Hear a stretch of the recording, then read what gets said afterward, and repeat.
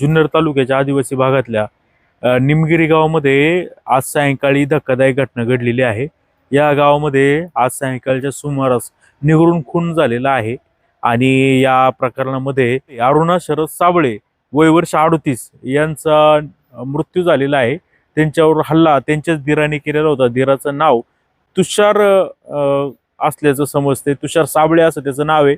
7 वर्ष म्हणजे यांचे जमिनीवरून वाद होते, शेतीवरून किंवा घराच्या जागेवरून, बांधकामच्या याच्यावरून, कुठं बांधकाम करायचं याच्यावरून काहीतरी किरकोळ स्वरूपाचे वाद होते आणि त्या वादाचं पर्यवसान या घटनेमध्ये घडलेलं आहे। ज्यावेळी यांचा अरुणा यांचा खून झाला त्यावेळी त्यांचाच एक अल्पवयीन मुलगा त्या ठिकाणी होता आणि हे सगळं खून केल्याच्या नंतर आरोपी तुषार साबळे हा जंगलामध्ये पळून गेलेला आहे। त्याने अरुणाच्या छातीमध्ये पोटावर पाठीवरती असे वार केलेत आणि हे सगळी घटना जेव्हा मुलाने वडिलांचं नाव शरद साबळे त्यांना सांगितली तेव्हा ते आल्याच्या नंतर त्यांनी जुन्नरच्या सरकारी दवाखान्यामध्ये त्यांना हलवलं, परंतु डॉक्टरांनी उपचारापूर्वीच त्यांचं मृत्यू झाल्याचं जाहीर केलेलं आहे आणि खळबळजनक हा प्रकार आहे।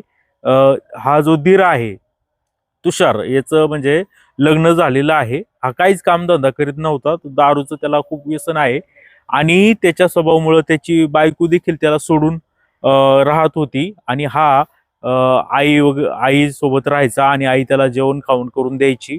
जमिनीची वाटणीवरून किंवा घर कुठं कोणी बांधायचं याच्यावरून सतत त्यांची भांडणं वगैरे किरकोळ स्वरूपाची होत राहायची। परंतु आज सायंकाळी 5, पावणे 5 किंवा 6च्या दरम्यान ही घटना घडलेली आहे आणि त्या अरुणा साबळे जे आहे त्यांचा तिथं जो मृत्यू झालेला आहे। आता जुन्नर पोलिसांचं पथक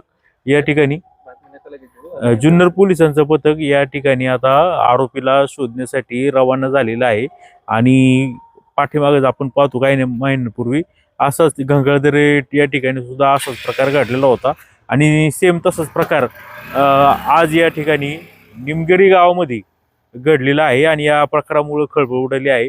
पोलीस लवकरात लवकर आरोपीचा शोध घेतील अशी अपेक्षा करूया। पाहत राहा जुन्नर टाइम जुन्नर।